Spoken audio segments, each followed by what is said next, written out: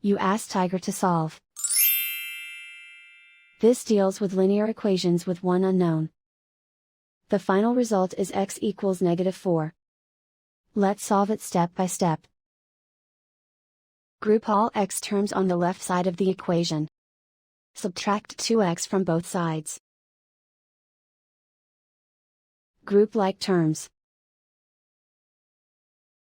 Simplify the arithmetic. Group like terms. Simplify the arithmetic. Group all constants on the right side of the equation. Add 2 to both sides. Simplify the arithmetic.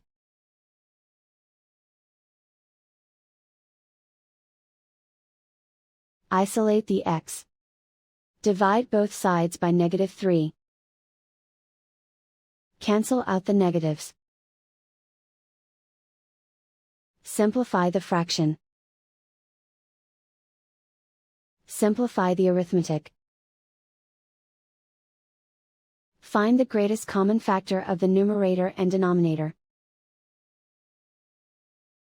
Factor out and cancel the greatest common factor. And so the final result is x equals -4.